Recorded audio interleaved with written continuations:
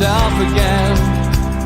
But it's the only way you're ever gonna learn. You look back and it's all in the past. I'm dwelling on the... Good evening and welcome to NUFC Matters with me, Steve Wraith. It is Wednesday night, which means it's retro night, and I'm joined by George, by Steve, by Mitch and Stu as we look back at matches between Newcastle United and Barnsley Football Club. So, as always, plenty of stories from the guys about games that they've either been to or remember quite clearly, or maybe not so clearly in the case of Stu Penman. And we also look at players that played for both teams. And we also look at the celebrity fans, and there's quite a shortage of celebrity Barnsley fans, I've got to be honest, especially after a lot of in-depth research that I did yesterday. But without further ado, welcome back, lads. We had a little sabbatical because Steve Wilkinson was off, and then we've lost Steve Hasty today. He's in a much-needed rest. So have a nice night off, Steve. We'll look forward to pre-recording the Fab Four with you tomorrow. Hope you feel a bit better. But as always, we will start with George. Your first memory of Newcastle Barnsley, George? Well, it might be familiar to some of you, but anyway, here goes. My first recollection of Barnsley was the very first match I went to, and I was 4 years of age. And I've got to thank the two uncles, Tom and John, for getting me there, because my dad was still in the RAF. They'd been trying to get us to the match before then. As soon as I started to walk, they wanted to take us to the match. Of course, my mother and my granny wouldn't let them do that. And of course, my grandfather just kind of did what my grandmother said. So he was against them as well. But they managed to set up a rumour about this match. This was the first leg of the FA Cup between Newcastle and Barnsley. Now, somebody in the FA had a bright idea that if it was two legs, they would make more money. It was fine until the first draw came, and then there was a hoo-ha about, well, was the replay going to be two legs, or was it going to be neutral ground like it used to be? And typical FA, it was a right schmozzle, there's no doubt about that. Anyway, how the two uncles managed to persuade my mother to let me go to this match January, and I was only 4 in December, and they'd set about a route. There was rumours at that time, because we still played wartime football, remember, and there was a rumour going around that Stanley Matthew, who was in the RAF for a while, was stationed on the Military Road at Oosburn at the RAF station there by the lakes, and that he was going to be allowed to come out and play either for us or Barnsley at St James's Park. And that was the rumour that was going around, which they perpetuated, and they did it deliberately, because my grandfather, Brian, my mother's father, was from, guess where, Hanley in Stoke, where Matthews was born. He was a hero. So there was a chance of him seeing Stanley Matthews. He wanted to see us go to the match as well. So that's how they persuaded me with that to let us go at that age. They made us a special contraption that could either be hooked on the crash barrier in front of them for me to stand or sit on, or it had prongs on the bottom so they could jam it over the short wall, the small wall around the cinder track that used to be at St James's Park, so they could sit us on the wall. They decided that the stickers on the wall, the two kids I understand either side of us were given strict instructions that if I fell off and hurt myself, they would get knocked off the two uncles. So they kept hold of us tight throughout the game, and it was an interesting game. So I'm told, because I can't remember much of it, that we won 4-2, and the other interesting thing was, of course, is that I celebrated all the goals, not just the 4 Newcastle goals, but the 2 Barnsley goals as well. Apparently, I'd been drummed into us that you celebrate goals. Well, that's what I did. I celebrated all the goals. It's a good game, and there's some characters in the team. I mean, Garbutt was the goalkeeper. It was another goalkeeper who, I have to say, in the old tradition, looked as though he'd eaten all the pies. Bobby Cowell was starting to make an impression in the team. And the left back was Benny Craig, somebody who I got to know 10, 11, 12 years later when I started to go to the club as a schoolboy, because Benny was the coach that I was responsible to. Now, Benny Craig and his oppo, Joe Richardson, who was one of the other coaches, when they played fullback together in the championship, a lot of people thought they should have played for England. Indeed, a lot of people thought that if it hadn't been for the war, they would have played for England. Joe Harvey was in the team. Todd Smith, a local centre-half from Wallsend. Charlie Crowe was coming into the team. And then a young man called Jackie Milburn was playing on the right wing.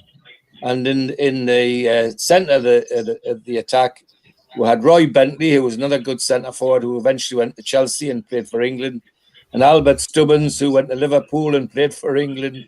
Imagine the competition for the centre place. No, that's the next match, Steve. Right. And I haven't checked it, to be honest, George, and it's such small writing I couldn't make out what it was. And then Ernie Taylor was playing in midfield as well, and another character called Hare at outside left, who was a very talented player. Milburn scored the first goal, Stubbins scored the next two, and then Bentley scored the fourth one, and we beat Burnley 4-2.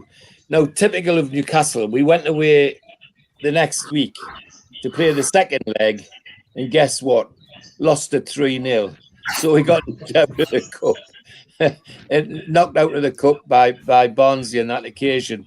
But a great thrill, and I don't remember much of it. I was only 4 years old, for goodness sake, but it was a great thrill and something which clearly sticks in the annals of our family, that the two uncles took us to the match when I was 4 years of age, and talked about nothing else for the next month, apparently.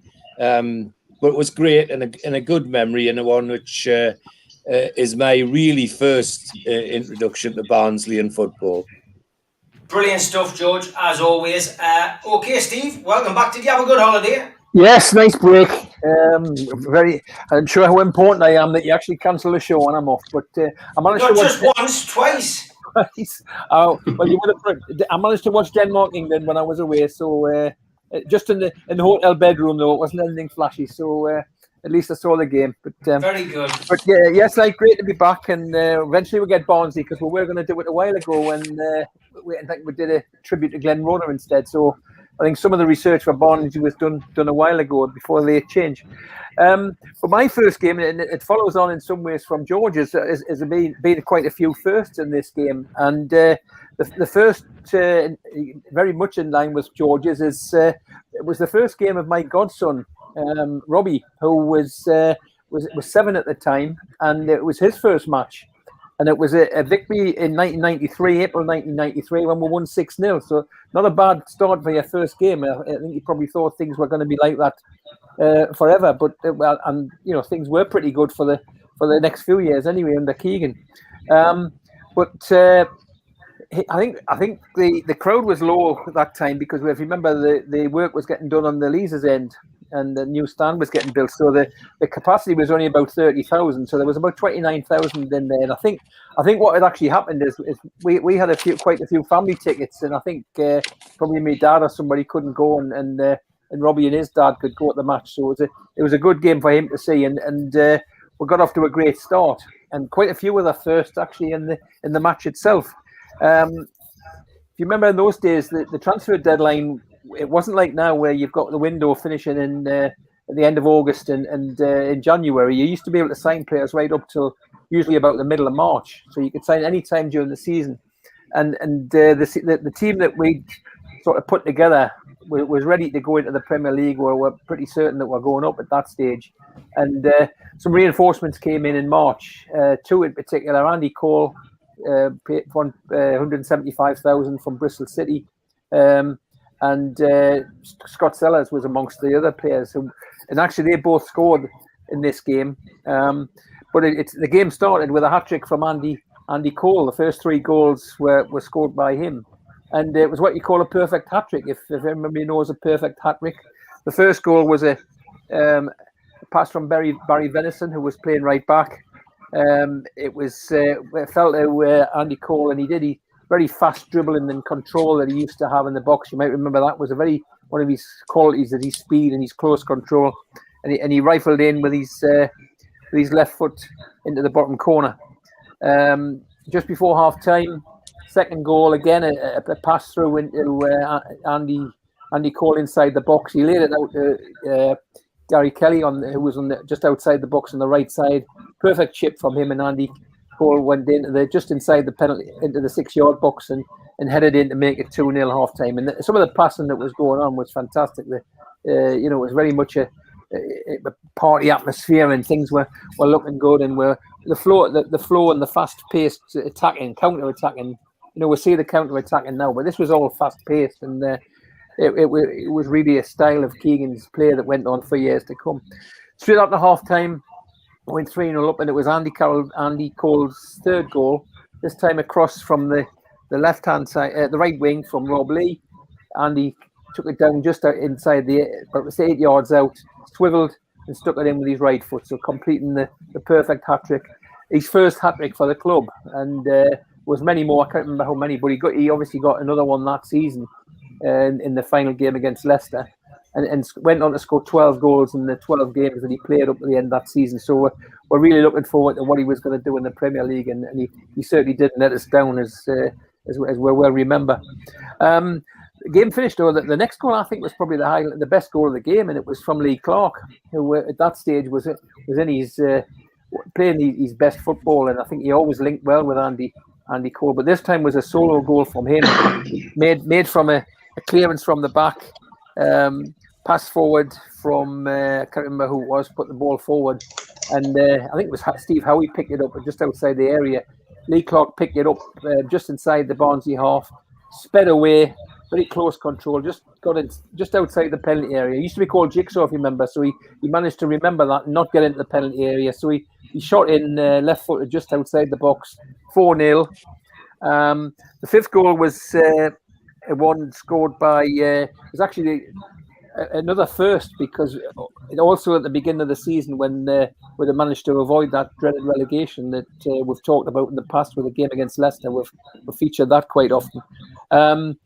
Keegan reinforced the team, and when one of the signings then was John Beresford, who nearly went to Liverpool, but he decided to come to Newcastle instead from Portsmouth, and he was a great player over the year, but he started to play well, and actually we got a penalty. Rob Lee got brought down inside the penalty area, and the game was won 4-0 at this stage. So they gave it to John Beresford, who slotted his first goal on Newcastle.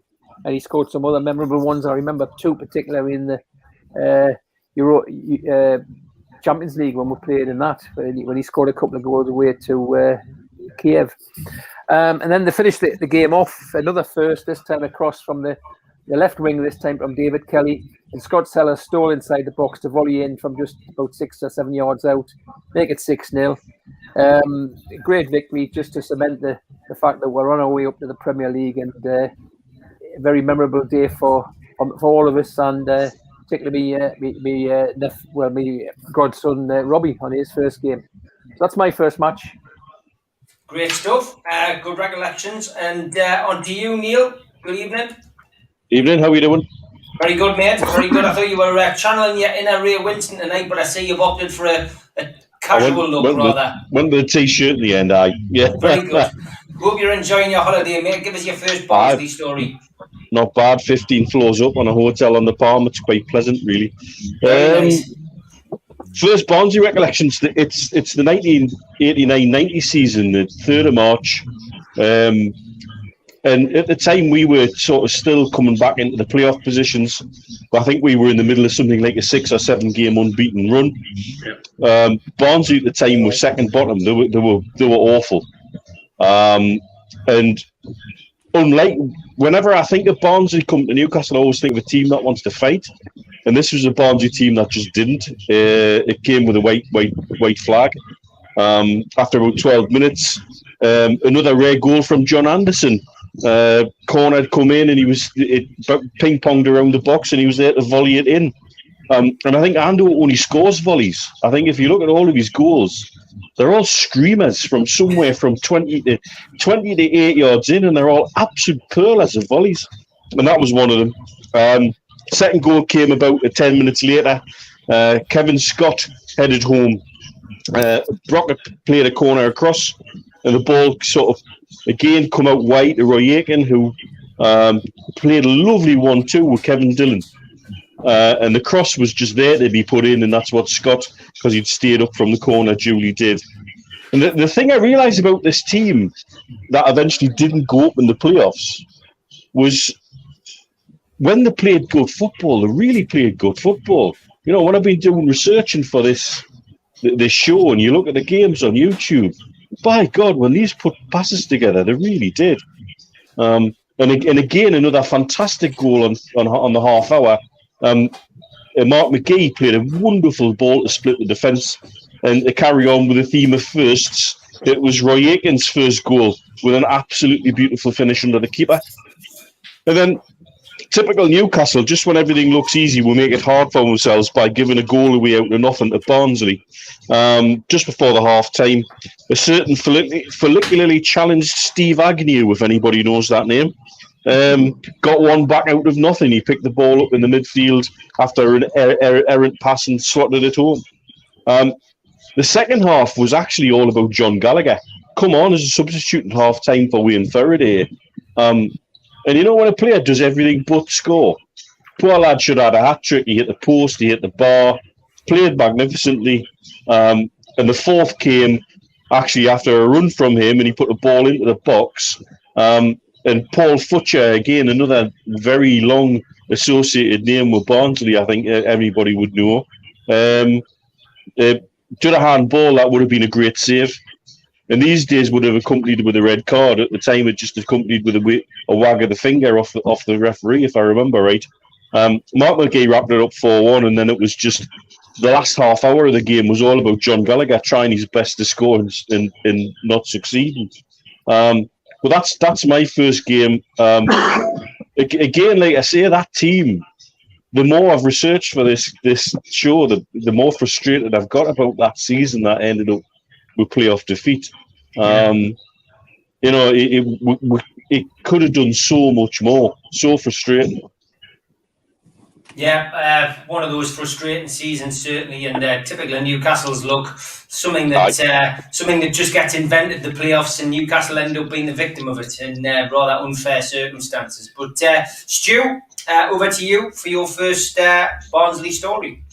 Well, the first game I'm choosing is the reverse fixture from what Steve Wilkinson was talking about, which is, I think Mark Byers has just mentioned in the chat there, was the 1-0 defeat away in the 92-93 season. And it was on the 13th of December, so it was just before Christmas. Newcastle were walking away with the league, and they were playing the best football, I would say, apart from maybe anyone who was under 40, I would say at that time, they were playing the best football Newcastle had played from any support they'd ever seen. And I reckon if you looked up free-flowing football in the dictionary, there was a picture of that squad there, you know, with the Bracewells, the Venisons, and, you know, later to come Andy Cole, but at this stage he wasn't playing. The crowd that day was 13,000, and I'm not exaggerating when at least half of it was Newcastle fans. And that's what happens when, I mean, we've got a great following anyway, but when we've got a sniff of a bit of a glory, you know, it's the whole city gets captivated with it. And I remember that Barnsley were opening a new stand, or they hadn't opened it just yet, so it looked really strange. Everyone crammed into like one end, and this brand new spanking stand that was sitting empty. But the reason I chose this game was more for the story than the result. Obviously, with us getting beat 1-0. Now, at the time, I was doing my A-levels and I was working in the bakery to supplement it. And the four of us went down in a car. Now, for those who used to travel to the games away in the 80s and 90s, you'll remember a coach company from Crabnetton called Snaith Travels. I don't know if anyone remembers that. Well, Alan Snaith was the nephew of the owner of Snaith's Travels, and he worked in the bakery with us. And he used to look, well, I'm sure he still does, but he looked like Shaggy from Scooby-Doo. So his nickname was Shaggy. But he was a designated driver because it was decided it was in the family and he should be the driver. So we're in work early on the Sunday morning. When I say early, I mean 3 o'clock in the morning to get all the graft done. And then by 9 o'clock, we've piled into his car. There was 4 of us. There was obviously Snathy was driving, and I kid you not, the name of the one in the shotgun, the proper really nice bloke, is a lad by the name of Mick Warburton. Now, can you believe that, with him being a baker? You know, that was actually his name. This is before Warburton's bread has become popular and everything else. Nothing to do with him, unfortunately. So I was being the young, and I was told to sit in the back, and my co-passenger was Decker the Nutter.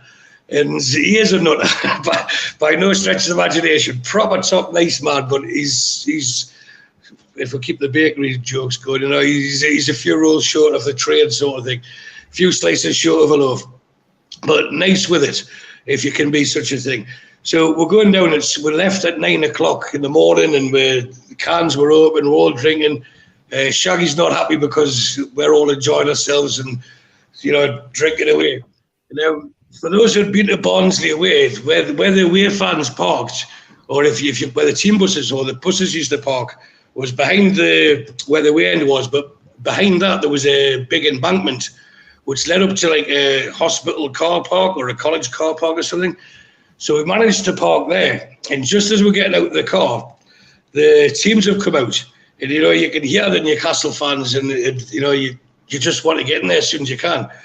So without any thought of it, we've all started running down this hill without realising that once you get to the bottom of the hill, all these coaches are parked there, and they're parked pretty tight to each other. And there was probably space for 1.5 people.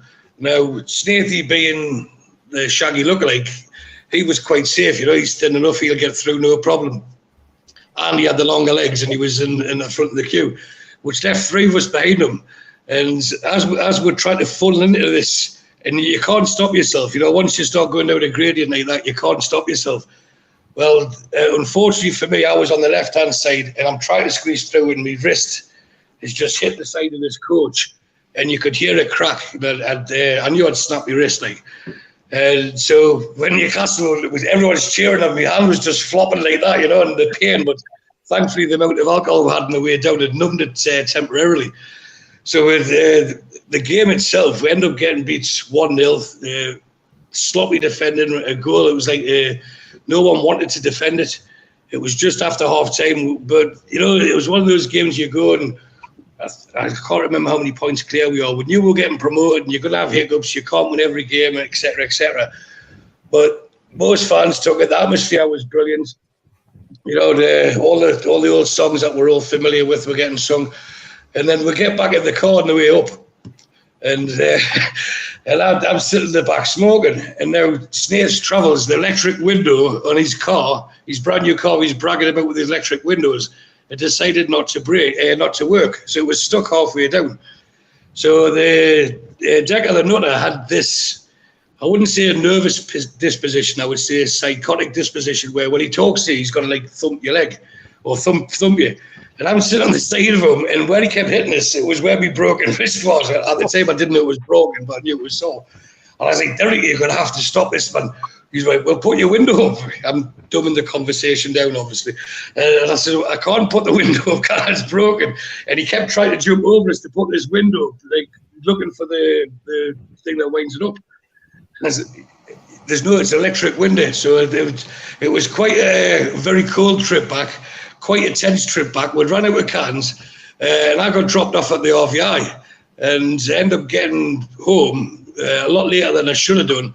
So I'm getting accused of where you've been, who you've been with, which pub have you been in, and I've got my wrist in plaster, and that was me for Christmas with a broken wrist and plaster.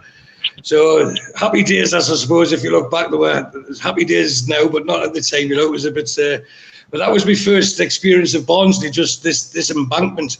And the next game I talk about, I was still in fear. Thankfully, we didn't have to witness it because I made the heat park far away from it. But I was pretty scared of this hill because I just knew that it was the first time when you can hear a bone break as well. It just snapped. There's nothing you can do about it. But I wasn't missing the game.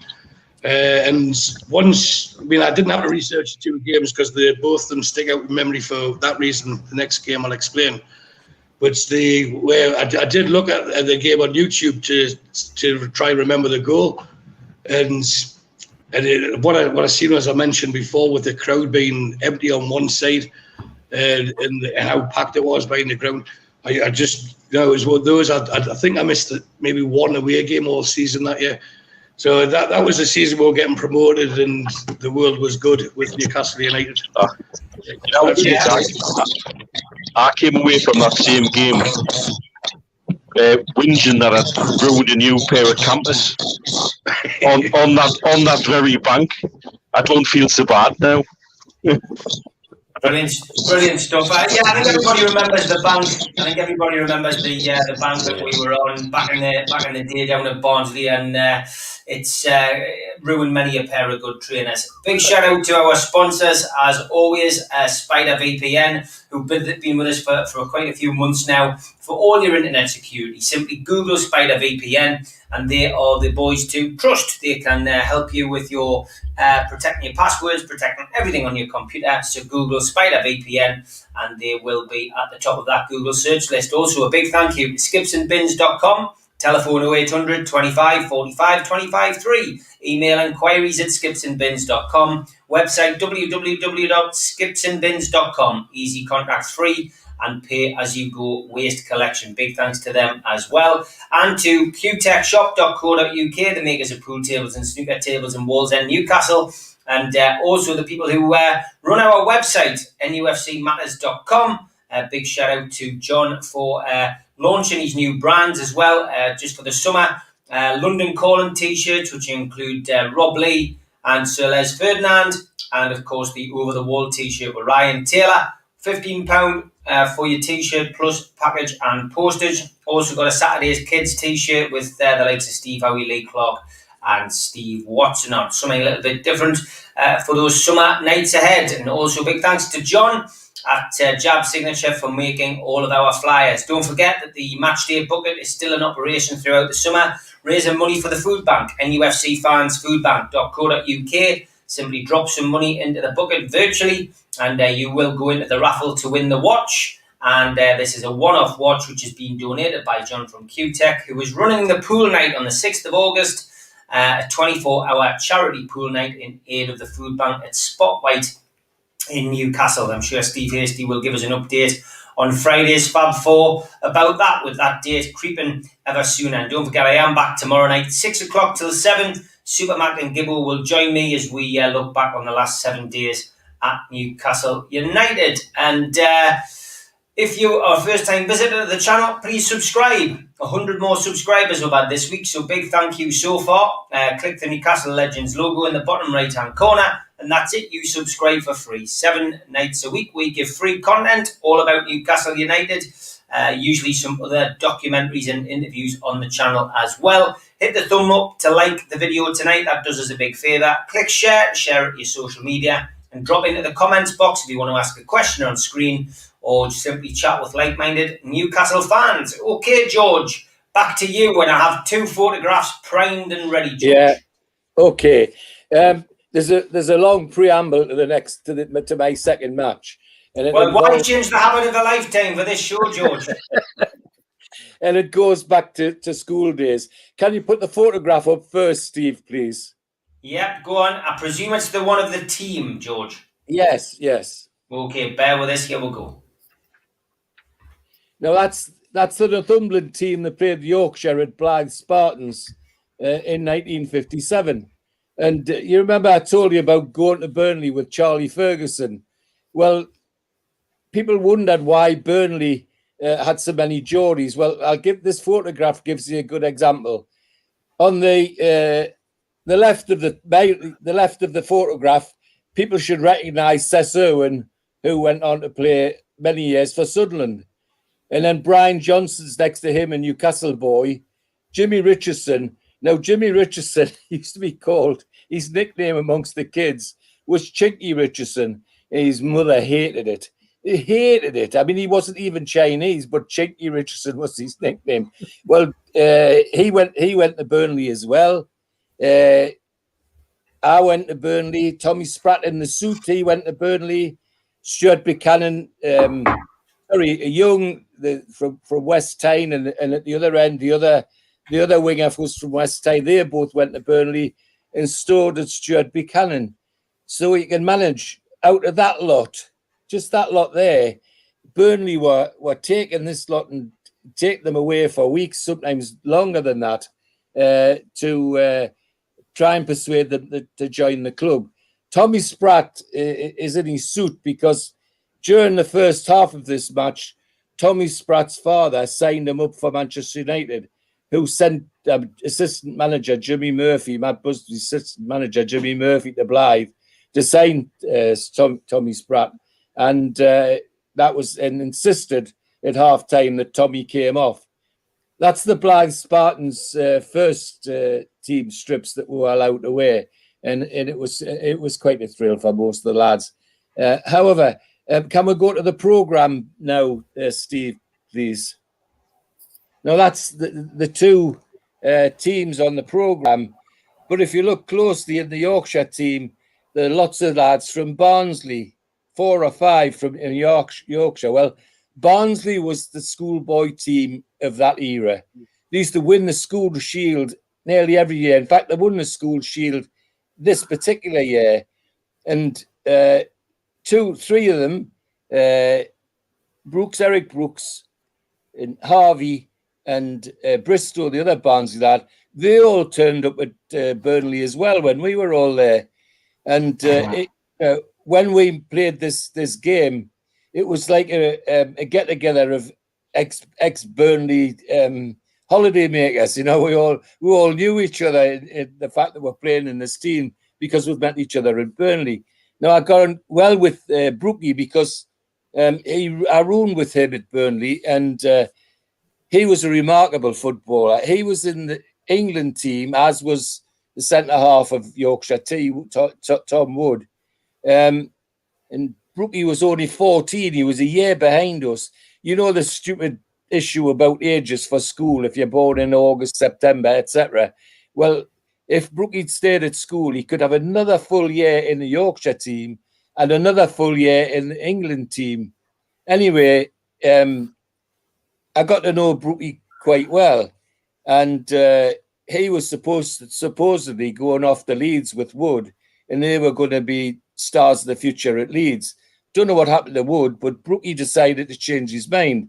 He and his father thought he would stick with his local team, Barnsley, because he'd have a much better chance of getting first team football. And how right they were, because just about a year after this schoolboy game, Brookie was the left back in the Barnsley first team, made his debut when he was just barely 16. And I think he's still the youngest player ever to play for Barnsley. So when we're doing Barnsley, I thought, well, wouldn't it be great if I can find a match between Newcastle and Barnsley that Brookie played in? Well, could I hell? Sorry to swear, but could I hell? Because there was most of his career were in different divisions. So I even looked for a match with Sunderland that he might have played in, but I couldn't even find one of them.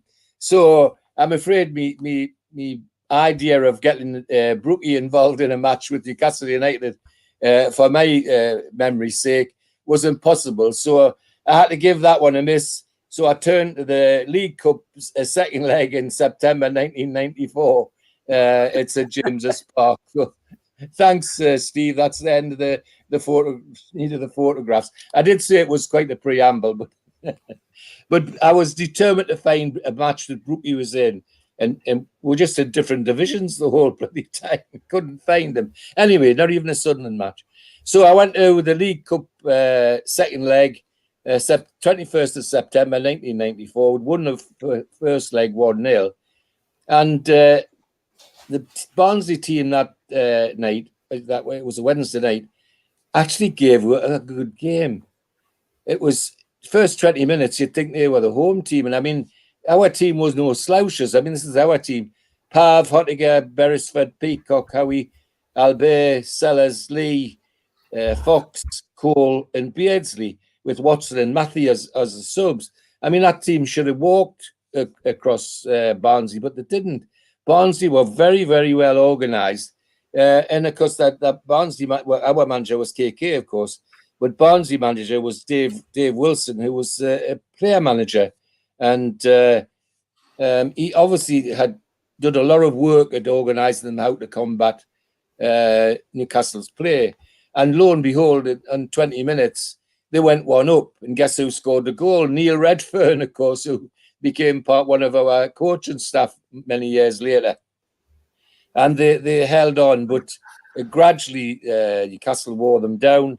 And Andy Cole scored the equaliser about 10 minutes later. And then just after half-time, Roel Fox scored one of the best goals I've seen him score for Newcastle. He ran the length of the field almost and slotted the ball past the goalkeeper. But the other thing I remember about this game is that the man that actually made the difference and got us organised and ran the game for most of it was Scott Sellers. It was a Scott Sellers treat. His left foot just orchestrated the whole team. Long passes, short passes, free kicks. He was nearly on target every time he took a kick. But most of all, he controlled the way Newcastle played. Having said that, Barnsley, we should have walked over Barnsley. They weren't all slouches. I mean, their goalkeeper was Dave Watson, who was well known, and the back three was Glyn Snowden, who was a top man with Leeds for a while. Danny Wilson himself, the player manager, and Neil Redfern, and of course Andy Payton, who was well known in various leagues as a hard worker and good striker. But they gave us a hard game, but we won 2-1, and the crowd was just over 30,000. But it was interesting that, as I say, when you look at that team of ours, it should have been a foregone conclusion. Well, it wasn't. Barnsley really did give a tough time, and a big part of that was their organisation mostly. And Neil Redfern was no slouch either. He kept on our toes, and it was no surprise when he got their goal. So that's my second recollection against Barnsley, 2-1 win in the League Cup, second leg. Great stuff. Steve Wilkinson, on to you for your second. Yeah, well, I'm coming pretty much up to date. And the last time we played Barnsley, which was the last game of the season in 2016-17, when we ended up as champions. Game mentioned a couple of times on the comments by, I think, James Brown, Mark Patterson, saying it was one of their most memorable games. A memorable game, yes, we had already guaranteed promotion, but it was looking as though we weren't going to go up as champions because we'd messed up a few of the games, and it was in Brighton's hands to clinch the title away to Aston Villa on that day. And early on in that game, if you might remember, they got a penalty. Glenn Murray put them 1-0 ahead, and if they had to win, if we won, so it was looking. And we played well that day. Initially, the first goal was a nice sort of flick in from Ayoze Perez from a cross on the right, and the second goal was from Mbemba in the second half. A shot from I think it was Perez again, had a shot, and the keeper parried it, fell to Chancellor Mbemba, and he cracked it in. And then right up to the last minute, long punt up from Robbie Elliott, who was in goal, flicked on by Mitrovic, and Dwight Gale scored. Interesting looking at that team for that day. There's not many of them left, despite the fact that we have it's only a few years, but the only players left that played that day that go through the team. Robbie Elliott was in goal. Yedlin was playing. Isaac Hayden, who's still here, obviously. Mbemba, Paul Dummett still here. Atsu, borderline whether he's still here or not. Some guy called Shelby. Jack Colbeck was gone now. He's not, yeah. Hasn't been here for a couple of years, has he? Jack Colbeck, who's gone now. Gouffran and Perez obviously went, and Mitrovic. So there's not many. When Dwight Gale came on as sub, so the squad has changed quite a lot. But I think even that lot would have been probably better than some of the things we've had recently. But so we're winning 3-0. Not long left in the game, and it was looking as though it was kind of after the Lord Mayor's show. It was a party atmosphere there, but it was still looking as though we're going to go up in second place when the crowd just erupted, if you might remember, and it was just instant. The celebrations, you could just, it spread around the ground, and it's one of the memorable things is that the news came through that Jack Grealish had equalised down at the Villa game against Brighton, and we're going up as champions, and it was just instantly a celebration, and it's the most memorable thing that you can have of that game which were played well in the game, coasted to a comfortable victory. But it really just came to light in those last few seconds when we found that we were going up as champions. So that's my second game. Sadly, we didn't build on that for all the reasons that we know. And Rafa now is moved on to pastures new. Watch this space. I actually think I lifted hasty off his feet when we heard about the equaliser. Great stuff. Stu and I watched that game in Dubai in Goodfellas, and a little crowd were in there, and we got an update on the telly what had happened in Brighton, and we just went mental. And it was it was a relatively quiet Sunday afternoon, and there's a lads in there just having a quiet pint, a couple of lads playing pool, and I think we scared them all out. It just went absolutely nuts. Mish, I mentioned it on a previous show. That's when that Nick from Brighton, who had the 500 bet with him, he was giving it all, the Barry McGuigan all game, wasn't he? And then Jack Grealish scored the equaliser. He put his money in the bar and left. Over to you, the Mitch, for your next memory. Okay, my next one is it's an FA Cup tie from March 1998, a quarter-final in the run that got to the final against Arsenal that we ultimately lost. Some games are what you would call bad-tempered. This game was just niggly, horribly niggly. It actually ended up with 9 yellows and a red card in it. And yet you couldn't say it was a horrible game or a violent game. It was just niggly. Barnsley had come and set themselves up. They set themselves up 5 at the back, and the idea was they were going to leave their foot in with everything. However, they also picked a team that had people in who could look after themselves. You had Shearer, you had Ketspire, you had Warren Barton. Everybody looks at Warren Barton now, the articulate US television co-commentator, stroke analyst, always in his suit and looking dapper and speaking well. Yet you remember he came out the Crazy Gang dressing room, and he didn't just come out the Crazy Gang dressing room putting frogs in people's shoes and cutting their suits up. He came out of it as the most expensive fullback in Britain at one point, and he knew how to look after himself as well. And there was others in that team too. And it was Barnsley's attempt to try and level the game. There was no doubt about that. They were coming as big underdogs in a cup quarter final. I think they wanted to take it back to Oakwell if they could. But thankfully they didn't get away. The opener from Ketspire on about quarter of an hour was fantastic, mate. There's a 1-2 in that build-up involving Lee and Batty threads the ball through to Ketspire, and he does the defender with the look. He looks one way and passes the ball the opposite.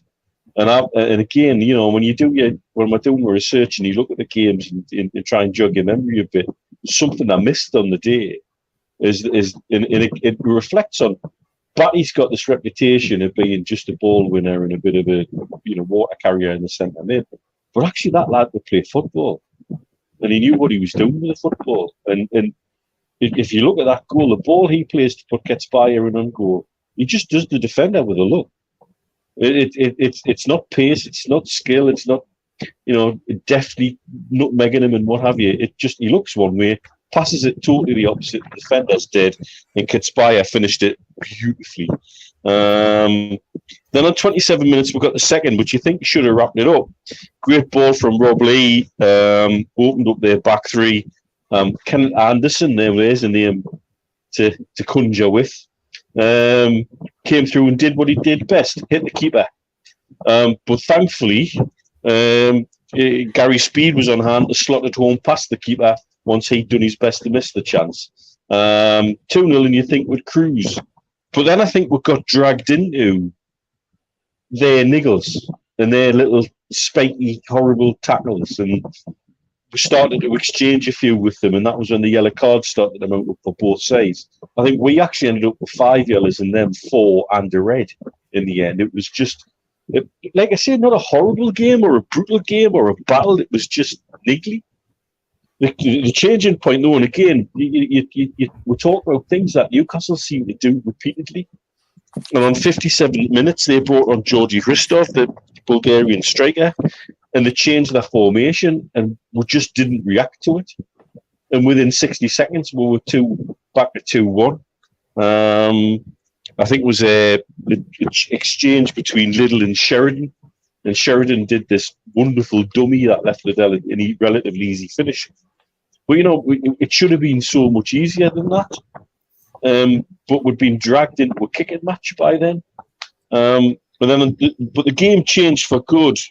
And about 75 minutes, A.D. Moses, the defender, he'd already had a little hack at Shearer about quarter of an hour before, and then got his second yellow on 76 minutes. And that pretty much just sealed the game up. We were then in this comfort zone, just racking up the passes, and they couldn't get hold of the ball.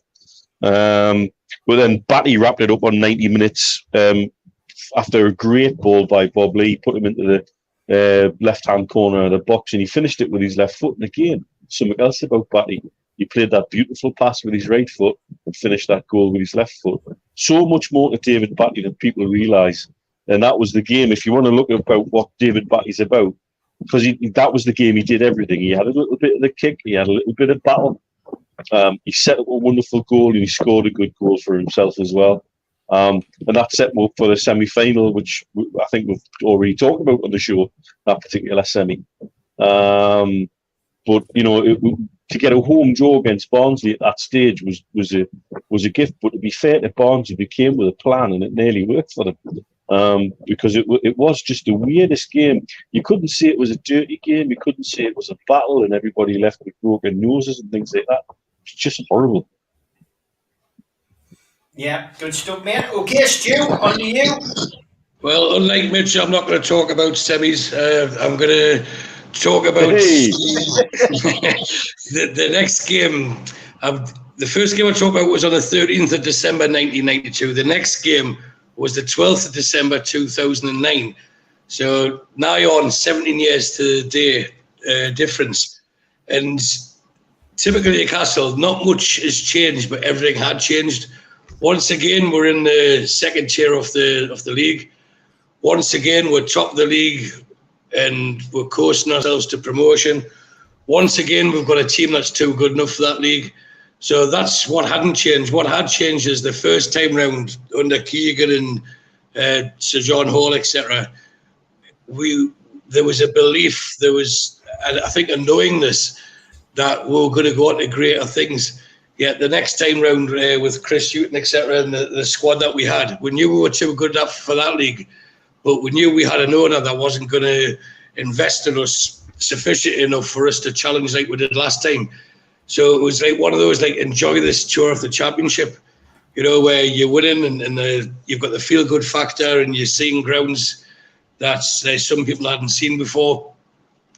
And what sticks to my mind, the reason I chose this game is I was living in Tenerife at the time, and I used to fly back about 5 or 6 times a season for games, and I preferred the away games.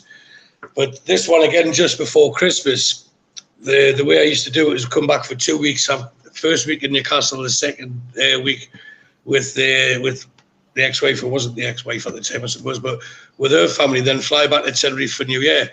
So my daughter was 12, and I thought she was old enough now for me to take her to her first away game. So thankfully, the Heat decided or offered to drive us down there. And as I said, I've got this fear of this big grass verge behind the way end. So we're parked at the city centre, had a little wander around, and Barnsley city centre is very, very similar to Preston, which I know is in Lancashire. But the way it's set out and everything else, if you weren't familiar with them, you would think they were like pretty much identical. But by the by, we're getting into the ground, and again, we have 6,000-7,000, probably more actually in the home ends, because not just did we have the away end, we had half the stuff what was the main stand, which is opposite the new stand I referred to earlier, where the teams come out of. So we had the bottom row of that as well. So there was a huge away following again just before Christmas. The team's playing really, really well, and what sticks in my mind is they say my daughter just 12 years old.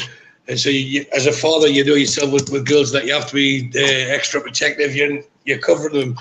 But once we got inside the ground, we all know for being to the games, you all become one. But we're all there for one common purpose only, and that's to support the 11 players with stripes on the pitch, and their duty is to do their best. Our duty is to give our best. And the way of the games were absolutely brilliant. The atmosphere was bouncing, but one song reverberated for what felt like an eternity. And it was probably about 20 minutes from just before kickoff, right? Well, I would say up to 20-minute mark. And that was, I won't finish the song, but it started off with "Get Out of Our Club, Get Out of Our Club." So that was getting sung. Now, this at the time when Mr. Ashley was very keen to prove himself, but by the fact that we got relegated and what happened afterwards and everything else, we knew that he wasn't going to be what we wanted him to be. I suppose not what he wanted to be either. But to his credit, he still went to some games, and this is one of the games he chose to take in. So this song was going on. You can see it was much to his discomfort because there was away fans sitting because they had half of that side of the pitch. It was like if it was Newcastle, like that, the paddock side up until the dugouts. And you could see, you could visibly see him, and he kept squirming in his chair, and he was moving left and right and looking around, pretending that he couldn't hear what was going on. But what made it more comical was 2 rows behind him was the suspended Joey Barton. And I've got to be careful, he was pissing himself laughing, and he kept looking over, smirking, and sorry for the language, but he loved the fact that he was getting, that the chairman was getting this abuse. So it was really, really funny just to watch that. So the game itself, Kevin Nolan put us ahead. The ball got lobbed forward to him, and again with his wrong foot, with his left foot, it was like a deft chip from the edge of just inside the box, if I remember right. It was he chipped it, and it seemed to take a long time to get in the goal, but it was only going one way. There was no one near it, and eventually got there in eruption. And then, not dissimilar to the first game I'm talking about, we conceded a goal through generous defending.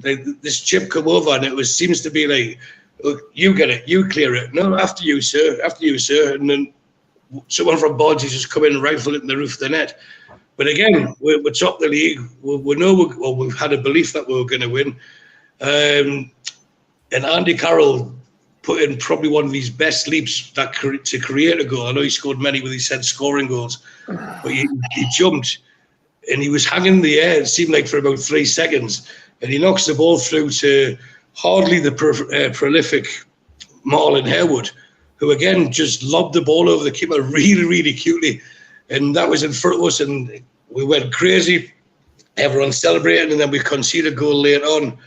End up 2-2. Doesn't matter. I haven't broke my wrist. I didn't have to run down a bank. We're heading back up to Newcastle. Everyone's in good moods. I think we're about 8 points clear at that time or something. So in the car on the way back, and I wish I could be more visual with this. I'm sitting in the front with the Heat, and the Heat's driving, so obviously I'm looking this way. And I've turned around and said to my daughter, I says, so what's your favourite song then?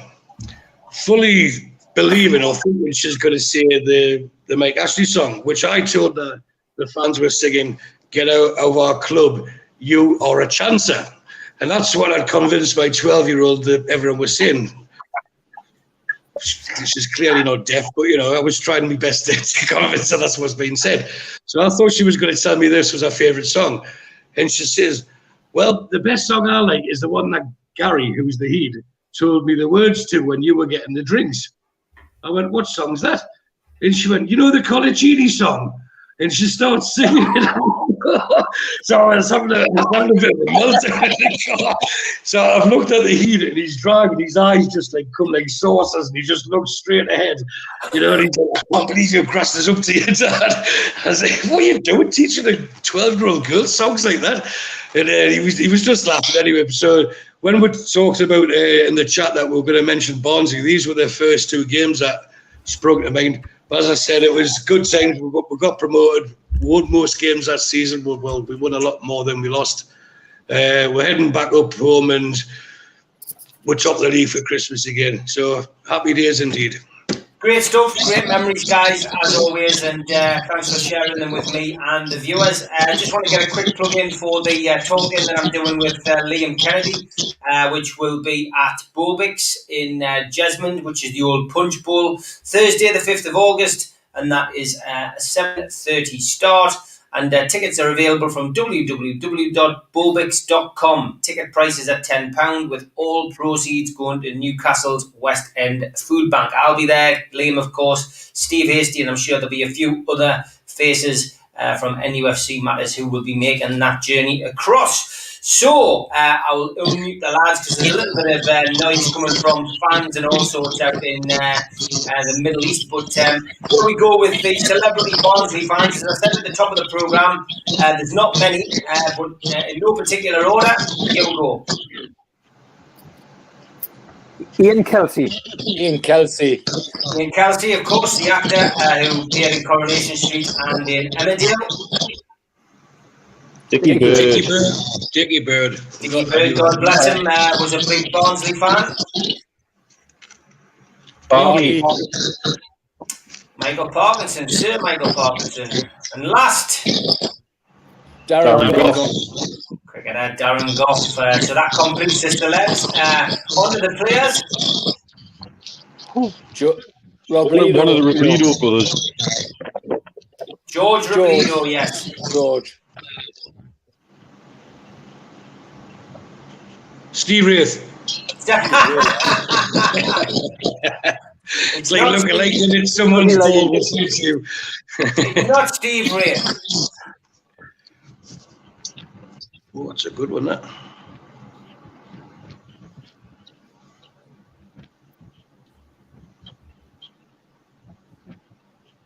It's not the other Robledo, is it? No. It's not. No. This, I have to be honest. I've chucked this one in to fool you guys, because he obviously looked a lot different when he played for Newcastle. Is it Stuart Barraclough? It's not Stuart Barraclough. He played in goal for Newcastle. Cake, Tony Cake. It's not Tony Cake. It's Chris Hedworth. Oh, God, aye. Right. Of course, played in goal. Of course, played in goal for Newcastle against West Ham. Is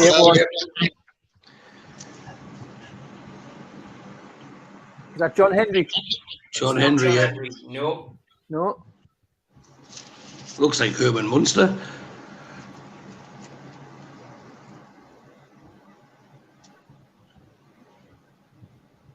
It's a good one. Hey, I thought you would have got this, to be honest. Bit later than John Henry. It's not Matt Ritchie. No, not Matt Ritchie. Appleby. No, it's not. Not Appleby either. Oh, Mark Robinson. Mark Robinson, well done. Robinson, yeah.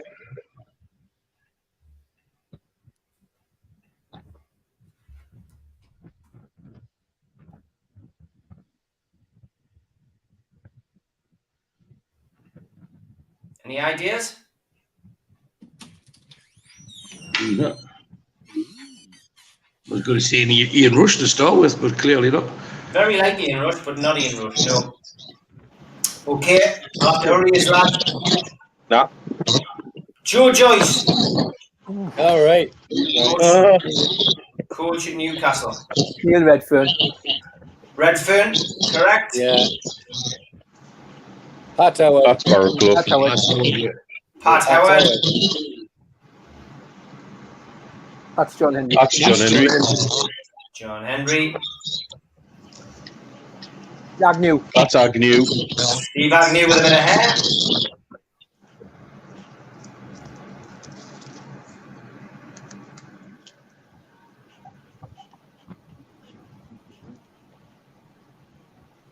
Again, that looks like Richie, doesn't it? But it's not. Yeah, it does look like Richie. It's not.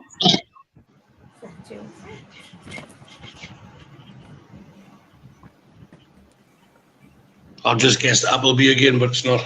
It's not Appleby. But this is where we need Steve Hasty. He'll get this.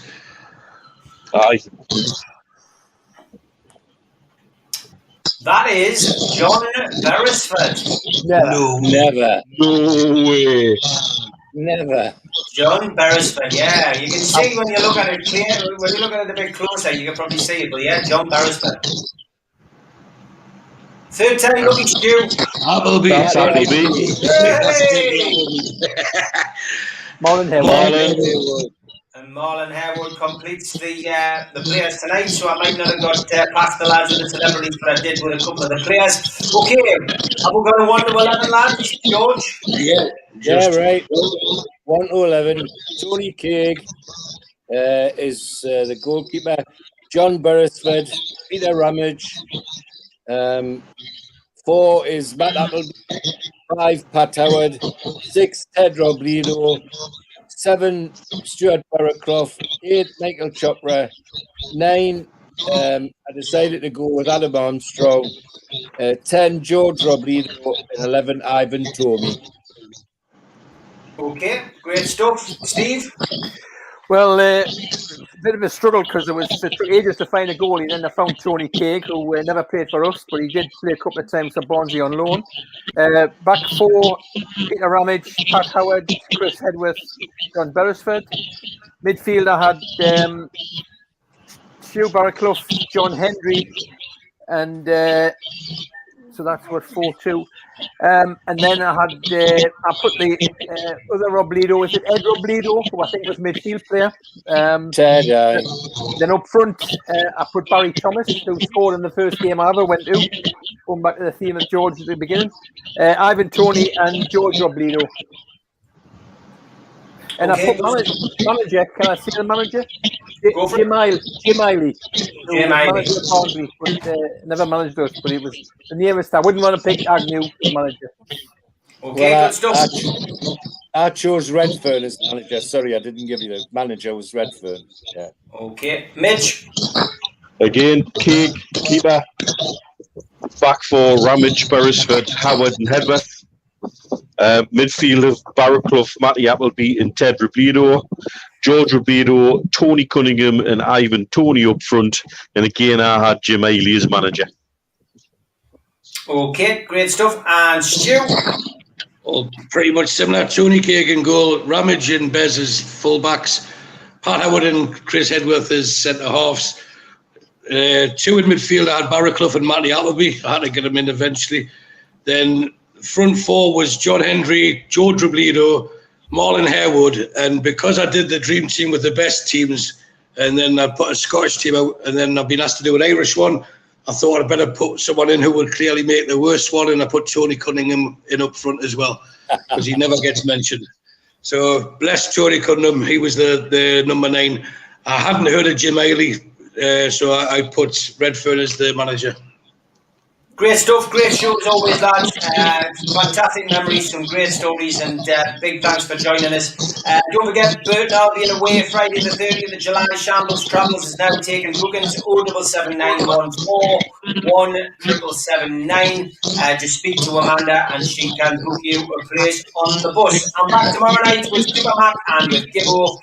Look forward to catching up with the Retro lads again soon. Take care, lads. Cheers. Bye. Cheerio.